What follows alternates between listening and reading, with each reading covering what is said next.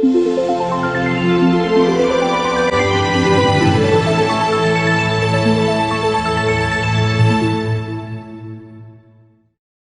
Friends, doctor दीपक तोमर। आज हमारी जो क्लास का विषय है वो बहुत ही चर्चित है अपने आप में। प्रदेश में नहीं, देश में नहीं, वरन विश्व में फैला हुआ है। और टॉपिक का नाम है कोरोना वायरस। कोरोना वायरस क्या है ये बात तो सभी को मालूम है, लेकिन इससे संबंधित जो क्वेश्चन हमारे क्लर्क से लेकर आईएएस तक के एग्जाम में आएंगे प्रतियोगी छात्रों के लिए, वो बड़ा महत्वपूर्ण है। और आने वाले 10 सालों के लिए यह टॉपिक ऐसा है, ये आपका करंट में भी पूछा जाएगा, ये आपका सामान्य ज्ञान में भी पूछा जाएगा, ये आपका सामान्य अध्ययन में पूछा जाएगा, ये आपका निबंधात्मक रूप से पूछा जाएगा, ऑब्जेक्टिव सब्जेक्टिव हर तरह से क्वेश्चन पूछा जाएगा। जैसे एक तरीके से 10 साल के लिए हमारे यहाँ जनगणना होती है और वो प्रतियोगी छात्र उसको बहुत अच्छी तरह तैयार करते हैं, ठीक उसी प्रकार ये उससे भी ज़्यादा बड़े रूप में है। तो आज हम इसकी थोड़ा स्टडी करते हैं। जो जो एग्जाम में क्वेश्चन इससे संबंधित आ सकते हैं, मैंने उन सभी को कलेक्ट करने की पूरी कोशिश की है। और ये टॉपिक आपके लिए बड़ा ही महत्वपूर्ण साबित होगा। छोटा टॉपिक होगा और ये टॉपिक एक तरीके से जीके यानी कि सामान्य ज्ञान या सामान्य अध्ययन या करंट अफेयर के तौर पर बहुत ही महत्वपूर्ण साबित होगा। टॉपिक है 21वीं सदी की जैविक महामारी। सवाल यह है कि जैविक महामारी, जैसे आज से पहले की हम अंदाजा लगा रहे थे कि भारत में पहला विश्व युद्ध हुआ, दूसरा विश्व युद्ध हुआ और तीसरा वर्ल्ड वार भी होगा। कभी हम अंदाजा लगाते हैं कि भाई ये तीसरा विश्व युद्ध पानी के ऊपर होगा, कभी हम अंदाजा लगाते हैं कि एटॉमिक हथियार बहुत ज़्यादा बढ़ गए। लेकिन कोरोना वायरस जब से ये नाम आया है, इसने पूरे संसार की सभ्यता को बदलने के लिए एक तरीके से बहुत बड़ा परिवर्तन कर दिया। अब ये परिवर्तन अच्छा होगा या बुरा होगा, ये एक बात अलग की है। इसके कितने फायदे हुए, कितने नुकसान होंगे, ये भी एक अलग तरह की बात है। लेकिन हर 100 साल बाद या 20 साल बाद या 50 साल बाद बहुत बड़े परिवर्तन आते हैं। तो आज परिवर्तन का जो वर्तमान पूरे विश्व में कारण है वो है कोरोना वायरस। कोरोना वायरस है क्या? कोरोना एक फैमिली का नाम है। जैसे हमारे यहाँ मौर्य साम्राज्य है, मुगल साम्राज्य है, और जैसे मौर्य साम्राज्य में पहला राजा हमारा चंद्रगुप्त हुआ, दूसरा राजा हमारा बिंदुसार हुआ और तीसरा राजा बहुत ताकतवर सम्राट अशोक हुआ। ऐसे ही कोरोना फैमिली जो है, कोरोना परिवार जो है, कोरोना वायरस परिवार जो है, इसमें आज से बहुत सारे वायरस पहले आ चुके हैं। लेकिन इस वायरस परिवार में एक नया सदस्य आया जिसका नाम हमने कोविड-19 रखा। अब कोविड-19 रखा या nCoV-2 रखा या nCoV-19 रखा या वुहान वायरस रखा या चीनी वायरस रखा, इसके नामकरण में ही एक अलग तरीके से, जैसे छोटे बच्चे का नाम रखते हैं तो एक बार में नाम रख देते हैं, लेकिन इसके नाम भी बहुत सारे अलग अलग हैं। अब ये बीमारी एपिडेमिक है, ये बीमारी पेंडेमिक है या ये बीमारी हमारी एंडेमिक है, ये भी इससे संबंधित क्वेश्चन बहुत आएंगे। देखिए टॉपिक है हमारा, सबसे पहले लेते हैं वायरस क्या है। जीवित और मृत प्राणियों की एक सीमा रेखा है, यानी कि जो जीवित चीजें हैं और जो मृत चीजें उनके बीच की कड़ी है जिसे हम वायरस कहते हैं। और जो वायरस होते हैं इनका जो आकार होता है ये बैक्टीरिया से बहुत छोटे होते हैं और इनका जो आकार होता है वो 18 nm का मतलब होता है नैनोमीटर। 18 nm से लेकर 400 नैनोमीटर तक इसका आकार है। आप अंदाजा लगा सकते हैं, हालांकि हमें नंगी आंखों से नहीं दिखाई देते, लेकिन ये जो कोरोना वायरस है इसका आकार कितना है? इसका आकार है 120 से लेकर 160 nm मतलब नैनोमीटर, 120 से लेकर 160 नैनोमीटर तक इसका आकार है। और ये घिरे हुए आरएनए वायरस होते हैं। कैसे वायरस? घिरे हुए आरएनए वायरस। और ये प्राणियों से इंसान में फैलते हैं। प्राणियों से इंसान में मतलब जैसे अंदाजा लगाया जा रहा कि भाई ये चमगादड़ से आया, ये सांप से आया, कहाँ से आया ये, या मतलब उन दोनों को, या कुछ लोग कह रहे हैं कि भाई ये इसको एक तरीके से आर्टिफिशियल वायरस है, इसको लैब में बनाया गया। हालांकि ये बहुत तरह की चर्चाएं हैं और चर्चाएं इतने बड़े स्तर पर हैं कि इस बात का अंदाजा लगाना मुश्किल है कि ये सत्य क्या है। लेकिन अब थोड़ा सा हम अध्ययन कर लेते हैं, इससे बहुत सारी चीजें हमारी क्लियर हो जाएंगी। पहला टॉपिक आया, ये प्राणियों से इंसान में फैलते हैं, लेकिन अब क्या, अब ये इंसान से इंसान में फैल रहा है और इंसान से इंसान में फैलकर इसने अपना आकार इतना बड़ा कर लिया कि ये बीमारी एक तरीके से पेंडेमिक हो गई है। तो इसको हम कह सकते हैं पेंडेमिक कोविड-19। सबसे पहले इसका नामकरण देख लेते हैं। इसका पहला नाम आया nCoV 2019। nCoV 2019 का मतलब क्या है? इसका नाम रखा गया नोबल कोरोना वायरस। मैंने फिर पहले बताया आपको, कोरोना एक फैमिली है, उस फैमिली में एक नया सदस्य आया और उसका नाम रखा गया नोबल कोरोना वायरस। अब नोबल कोरोना वायरस क्यों रखा? भाई कोरोना तो इसकी क्या है, इसकी फैमिली का नाम है, और ये वायरस सभी होते हैं, तो इसका नाम क्या रखा गया? Novel corona virus. और ये इसका कैसा नाम था? इसको शॉर्ट फॉर्म में हम कह सकते हैं nCoV 2019। एन का मतलब नोबल, कोविड मतलब एक तरीके से अभी आगे समझाऊंगा इसको। 2019 का मतलब ईयर से मतलब है कि 2019 में दिसंबर में इसका पता लगा। और ये इसका कैसा नाम था? अस्थायी नाम था, टेम्परेरी नाम था। इसके बाद क्या था? दूसरा नाम इसका रखा गया SARS-CoV-2। सार्स भी एक प्रकार का वायरस होता है और सार्स से इसके लक्षण मिलते जुलते हैं, तो इसका नाम रखा गया SARS-CoV-2। तीसरा नाम इसका जो बहुत ही चर्चित नाम है और जो एक तरीके से पूरे वर्ल्ड में फैला और इसकी WHO निंदा करता है, WHO कहता है इसको ऐसा नहीं बोलना चाहिए, इसका नाम दूसरे देशों ने रखा चीनी वायरस। अब चीनी वायरस क्यों रखा?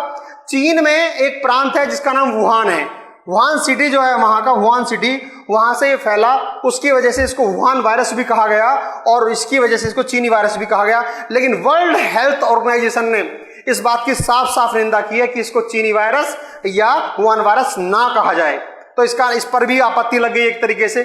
इसके बाद आता है जो इसका वास्तव में नाम है, जो इसका ऑथेंटिक नाम है, जो इसका किताबों में पढ़ा लिखा जाने वाला नाम है, जो अक्सर पूछा जाएगा। देखिए कोविड-19 नाम है क्या? कोविड-19। कोविड को आप देखिए डिस्क्राइब करिए, CO को का मतलब कोरोना, कोरोना मतलब फैमिली का नाम है। जैसे आप इस बात को समझ सकते हैं कि जैसे हम कह सकते हैं गांधी फैमिली, तो जैसे कोरोना फैमिली का नाम है, वायरस ये है ही है। और साथ में D का मतलब क्या है? ये इनका काम क्या है? D मतलब डिजीज, ये बीमारी है, कोरोना वायरस डिजीज। और 2019 यानी कि 19 क्यों कहा गया? कि दिसंबर 19 में इस बात का पता लगा कि ये वायरस है, तो इसीलिए इसका जो असली नाम है, इसका जो ऑथेंटिक नाम है, इसका जो किताबों में पूछा जाने वाला नाम है, वो नाम है कोविड-19 शॉर्ट में। और जब आप इसको खोल के डिस्क्राइब करेंगे तो क्या बन जाएगा? Corona virus disease 2019। अब सवाल यह है कि जब ये बीमारी फैल गई, चीन से शुरू हुआ ये वायरस, पूरे वर्ल्ड में फैलता चला गया, अधिकतर महाद्वीप में, कॉन्टिनेंट्स में फैल गया, तो इसको जब ये फैल गया तो इसको ऐसा तो है नहीं कि पहली बार हमारे यहाँ महामारी आई है, इससे पहले बहुत सारी महामारी आई हैं, और जहां महामारी आती हैं तो वहां उसके बचाव के लिए बहुत सारे कानून बनाए जाते हैं। अब देखिए कोविड-19 से बचाव के जो अधिकार जो सरकार के पास होते हैं वो किस तरह से हैं? महामारी रोग अधिनियम 1897, महामारी रोग अधिनियम 1897, यहां पर मतलब है एपिडेमिक डिसीज एक्ट 1897। और ये जो 1897 एक्ट है ये कब बना? ये ब्रिटिश सरकार में बना। लगभग आज इसको 123 ईयर्स, 123 साल हो गए हैं। अब ये बना क्यों था? ये ब्रिटिश सरकार ने क्यों बनाया? क्योंकि 1897 में भारत में प्लेग नाम की एक बीमारी आई जिसमें हजारों लोग मर गए, तो ब्रिटिश सरकार ने एक कानून बनाया और इस कानून के तहत इन्हें यह अधिकार मिला कि को ज्यादा लोग इकट्ठे ना हो। सरकार ने पूरी पावर ले ली अपने हाथों। तो यह भी क्वेश्चन बड़ा महत्वपूर्ण है, एग्जाम में पूछा जाएगा कि महामारी रोग अधिनियम कब पारित हुआ? तो इंपॉर्टेंट क्या है? 1897। और इससे क्या होता है? सरकार को अधिकार मिल जाता है कि ज्यादा लोगों को इकट्ठे ना हो तो उनको रोक सके, उसके पास पावर हो जाती है। नंबर 2, दूसरा कानून है राष्ट्रीय आपदा प्रबंधन अधिनियम। ये 2005 में बना है। देखिए बाढ़ का आना, बादल का फटना, बिजली का गिरना, तूफान का चलना या कोई महामारी फैलना, ये सब क्या है? राष्ट्रीय आपदा। अब जो राष्ट्रीय आपदा है तो सरकार ऐसे समय में अलग अलग तरीके से अपने अधिकार प्रयोग करती है। उसके लिए 2005 में कानून बनाया गया, राष्ट्रीय आपदा प्रबंधन नियम, यानी कि नेशनल डिजास्टर मैनेजमेंट एक्ट 2005। ये भी बहुत इंपॉर्टेंट है। इसके तहत हालांकि एक बात बहुत मानने की है, नाम इसका जरूर राष्ट्रीय आपदा प्रबंधन है, लेकिन इस तरह की बीमारी, इस तरह की सब चीजों में ज्यादातर अधिकार राज्यों के पास होते हैं। आपने देखा होगा जिस समय मोदी गवर्नमेंट ने अपना ये घोषणा की कि भाई लॉकडाउन किया जाए, तो बाद में कह दिया गया कि ये राज्यों के ऊपर है और राज्य सरकारें, जो मुख्यमंत्री अपने अपने स्तर पर फैसला ले रहे हैं। और राज्य स्तर पर राज्य सरकार ने वहां के जो डीएम, डिस्ट्रिक्ट मजिस्ट्रेट हैं या जिलाधिकारी, उनको अधिकार दे रखे हैं कि आप अपने तरीके से काम करें। तो राष्ट्रीय आपदा प्रबंधन में ज्यादातर अधिकार जो आ जाते हैं वो राज्यों के हाथ में आ जाते हैं। हाँ, एक बात मैं आपको थोड़ी सी और बता दूं, ये जो महामारी रोग अधिनियम है, अगर क्वेश्चन ये पूछा जाता किस राज्य ने सबसे पहले लागू किया इस बार, तो देखिए इसका आंसर जैसे महाराष्ट्र में बहुत फैला, दिल्ली में बहुत फैला और बहुत सारे राज्यों में फैला? इसका आंसर है सबसे पहले इस अधिनियम का प्रयोग किया कर्नाटक ने, उसके बाद किया हरियाणा ने, उसके बाद किया दिल्ली ने, उसके बाद क्या महाराष्ट्र ने। तो यह भी बहुत महत्वपूर्ण बन जाता है। महामारी रोग अधिनियम किसने किया? सबसे पहले प्रयोग किसने किया? कर्नाटक ने। अब उसके बाद दूसरा राष्ट्रीय आपदा प्रबंधन अधिनियम, नेशनल डिजास्टर मैनेजमेंट एक्ट 2005, इसके तहत राज्यों को बहुत सारे अधिकार मिल जाते हैं और राष्ट्रीय आपदा प्रबंधन में सरकार विशेष रूप से अधिकार उसके हाथ में आ जाते हैं और वो सारी पावर अपने हाथ में ले लेती है और कुछ चीजों को वो टर्मिनेट भी कर सकती है, जो पहले चल रही है उनको रोक भी सकती है, बंद भी कर सकती है इसके तहत। तीसरा जो बचाव के लिए तीसरा जो अधिनियम है वो है आवश्यक वस्तु अधिनियम। आवश्यक वस्तु अधिनियम 1955 में बना, 1955 में बना ये। इसका मतलब क्या है? जैसे आजकल आप देख रहे हैं कि कोविड-19 की वजह से भारत में क्या होता है, किसी भी देश में क्या होता है, अगर कोई महामारी आती है या किसी चीज का अकाल पड़ जाए, किसी चीज की कमी हो जाए, तो लोग उसका स्टॉक करने लगते हैं। जैसे कई बार नमक के ऊपर भी हो चुका है या कई बार प्याज के ऊपर भी हो चुका है। तो आज वर्तमान में अभी कुछ दिन पहले आपको देखा कि मार्केट में मास्क शॉर्ट हो गए, मार्केट में सैनिटाइजर शॉर्ट हो गए। तो ऐसी स्थिति में मास्क या सैनिटाइजर या इससे संबंधित कोई भी सामग्री शॉर्ट ना हो तो सरकार इस आवश्यक वस्तु अधिनियम 1955 के तहत उसके पास अधिकार आ जाते हैं और उनके खिलाफ कार्रवाई कर सकती है। तो दोस्तों ये तीनों अधिनियम बड़े ही इंपॉर्टेंट है। बहुत पूछा जाएगा, इनका ईयर भी पूछा जाएगा, नाम भी पूछा जाएगा। इसके बाद इंपॉर्टेंट चीज क्या आती है? जब ये कोरोना वायरस आया, इसने संसार की सभ्यता को बदलने की बात की, तो इसने एक नई शब्दावली भी प्रयोग कर दी। नए नए शब्द आने लगे, क्वारंटाइन आने लगा। अब बताइए क्वारंटाइन क्या होता है? इससे पहले किसी ने सुना होगा, पता नहीं कहां पर कैसे प्रयोग किया हुआ होगा। या वायरस आने लगा, वायरस लोड आने लगा, फ्रेश सिमूर का मार्केट आने लगा। तो कुछ इंपॉर्टेंट वर्ड हैं जो एग्जाम के पर्पज से बहुत ज्यादा महत्वपूर्ण है। देखिए सबसे पहले है हमारा वायरल लोड। भाई वायरल लोड क्या है? देखिए वायरल लोड का मतलब है कि जब किसी व्यक्ति में कोरोना के लक्षण ना दिखाई दे रहे हों, जिस समय दिखाई नहीं देते उस समय उसमें सबसे ज्यादा जो वायरस है डेवलप हो रहा होता है, और वो जब तक डेवलप होता है तो उससे वो दूसरे लोगों में फैलने की बहुत बड़ी आशंका रहती है और फैल भी जाता है। जब तक पता चल पाता है, जब तक खेल खत्म हो जाता है। तो इस बात को हमने वायरल लोड यानी कि सरकार ने वायरल लोड का नाम दिया है। टेक्निकल नाम है वायरल लोड, यानी कि जब तक हमें ना पता लगे कि लक्षण दिखाई नहीं दे रहे, जैसे ना किसी को खांसी दिखाई दे रही, ना जुकाम दिखाई दे रहा, ना कोई बुखार दिखाई दे रहा, लेकिन वायरस अंदर है, तो ऐसी स्थिति को क्या कहते हैं? Viral load. ये बहुत ही इंपॉर्टेंट है। दूसरा शब्द जो बहुत ही इंपॉर्टेंट है, fresh sea food market. China पे सबसे ज्यादा आरोप लगा है फ्रेश सी फूड मार्केट, ये वुहान में है। अब चाइना के लोग बहुत ज्यादा मांसाहारी हैं। अब मांसाहारी भी कैसे हैं? बिच्छू खाते हैं, सांप खाते हैं और ऐसी ऐसी चीज खाते हैं जिनको भारतीय देखना पसंद नहीं करते। तो ऐसी स्थिति में क्या हुआ, कुछ लोगों ने का मानना ये भी है, कुछ साइंटिस्ट ये भी कह रहे हैं कि जैसे चमगादड़ और सांप का वहां पर मांस मिलाकर बेचा गया या इकट्ठा हुआ और उनका ब्लड आपस में मिल गया, और ब्लड में दोनों के चमगादड़ और सांप के ब्लड के मिलने से ये वायरस डेवलप हुआ है, ऐसा भी लोगों को आशंका है। तो ये कहां पर हुआ है ऐसा? वुहान वायरस मतलब वुहान में हुआ है, जहां पर fresh sea food market China में है, वुहान जगह में। तो इसलिए बहुत इंपॉर्टेंट होगी, बहुत ही चर्चित होगी। नेक्स्ट नाम है हाइड्रोक्सी क्लोरोक्विन। हाइड्रोक्सी क्लोरोक्विन ये कोई नाम नया नहीं है, ये नाम बहुत पुराना है और ये गोली टैबलेट है, वो दवाई है जो भारत में मलेरिया ठीक करने के काम आती है। अब मलेरिया भारत में बहुत फैलता है, अभी देखो बरसात शुरू हुई है तो मलेरिया फैलना शुरू हो गया। तो ऐसी स्थिति में भारत में ये दवाई बहुत बड़े स्तर पर बनाई जाती है और ये दवाई कहीं ना कहीं कोरोना वायरस में काम आई।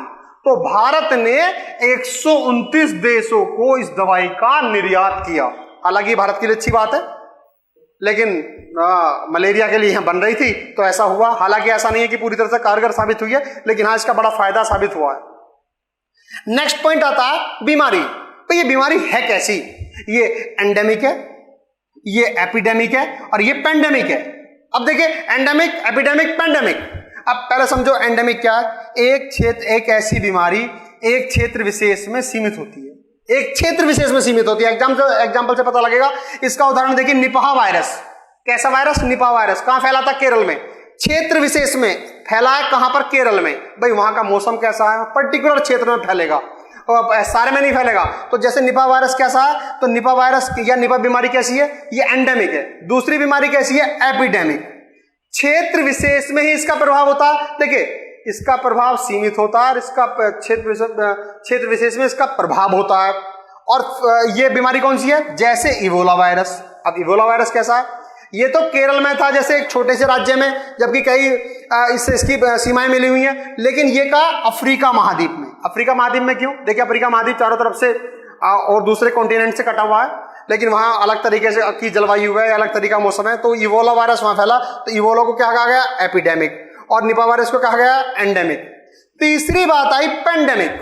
आप ये भी कह सकते हैं पेंडेमिक कोविड-19। इसका क्या मतलब हुआ? इसका विस्तार पूरे विश्व में होता है, पूरे विश्व में फैलती है ऐसी बीमारी। और ये बीमारी कौन सी है? इसका एग्जाम्पल है कोविड-19। यानी कि अब से पहले ऐसी बीमारी नहीं सुनी थी जो इतने बड़े क्षेत्र में फैल जाएगी। तो तीन बातें हो गई, बड़े इंपॉर्टेंट है, एंडेमिक, एपिडेमिक एंड पेंडेमिक। तो ये कोविड-19 कैसा है? कोविड-19 है पेंडेमिक, हम कह सकते हैं पेंडेमिक कोविड-19। इसके बाद क्या आता है? जब बीमारियां आती हैं, अधिनियम बनाए जाते हैं, अधिनियम इस्तेमाल किए जाते हैं, और उसके बाद में आता है कि भाई हमने कौन कौन सी योजनाएं बनाई हैं। देखिए, योजनाएं पूरे देश ने बनाई हैं, पूरे वर्ल्ड ने बनाई हैं, लेकिन यहां पर मेन बात क्या है? यहां पर कोविड-19 के लिए जो योजनाएं बनाई हैं, नंबर 1 है, देखिए, आरोग्य सेतु, आप सबने सुना है। नंबर 2 कोरोना कवच, नंबर 3 आई गॉट। ये 3 योजना है। इनका पूछा एग्जाम में कैसे क्वेश्चन पूछा जाएगा? आरोग्य सेतु किसकी योजना है? हरियाणा की है, पंजाब की है, उत्तर प्रदेश की है, या भारत सरकार की है? तो ये तीनों योजना किसकी है? भारत सरकार की है, मोदी सरकार की है ये। और एक योजना बनाई गई break the chain. Break the chain किसकी है? केरल की। ऑपरेशन शील्ड केजरीवाल सरकार, यानी कि दिल्ली सरकार। अब सवाल आता है, एक शब्दावली बहुत ज्यादा इंपॉर्टेंट है जो आजकल बहुत ज्यादा चर्चाओं में चल रही है। आपने कल परसों सुना होगा कि कल की आज की खबर है कि हरिद्वार में एक कंपनी में 129 लोग एक जगह कोविड-19 से संक्रमित पाए गए। तो दोस्तों, यहां पर क्या होता है? ये बीमारी एक तरीके से, मैंने वायरल लोड का भी जिक्र किया था थोड़ी देर पहले। भाई, वायरल लोड आज से बीमारी फैलती रही और लोगों को जब तक पता चल पाया तब तक वो बीमारी बहुत लोगों में फैल गई। लेकिन छोटे देश, एक स्वीडन है, स्वीडन ने इस तरीके को वहां इस्तेमाल किया है, जबकि ये तरीका भारत जैसे देश में लागू नहीं किया जा सकता। ट्रम्प का नाम है झुंड प्रतिरोधक क्षमता। झुंड प्रतिरोधक क्षमता, जिसको कहेंगे हम हर्ड इम्यूनिटी। हर्ड इम्यूनिटी का मतलब क्या है? इस बात को थोड़ा समझ लीजिए, थोड़ी बड़ी टर्म से।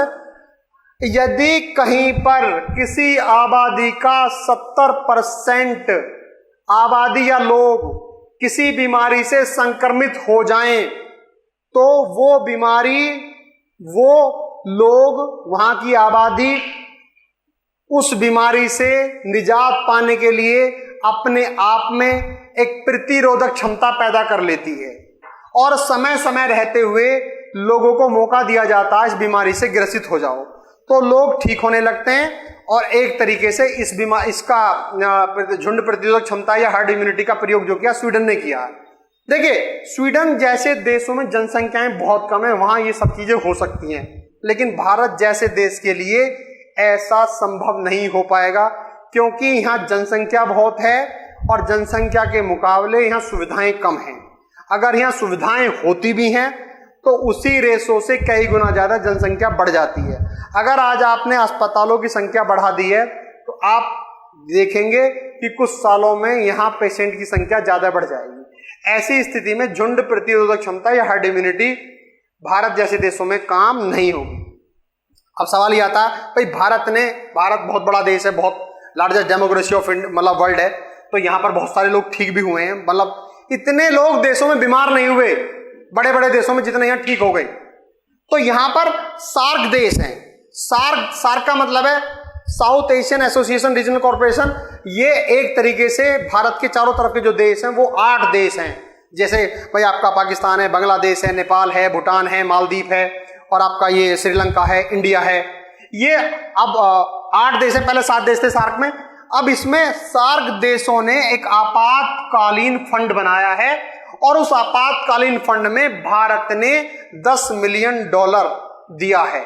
इससे भारत की छवि एक तरीके से सॉफ्ट हुई है, और सॉफ्ट एक तरीके से कह सकते हैं ताकतवर रूप से उभर रहा है कि भाई अपनी प्रॉब्लम भी संभाल रहा है भारत, और कहीं ना कहीं दूसरे देशों को एड भी दे रहा है। 2 चीजें इंपॉर्टेंट है यहाँ, सार्क देश वाला आपातकालीन फंड, और एक आपको मैंने अभी बताया था हाइड्रोक्सीक्लोरोक्विन, ये तो अमेरिका तक के देशों को दी गई है यहां से।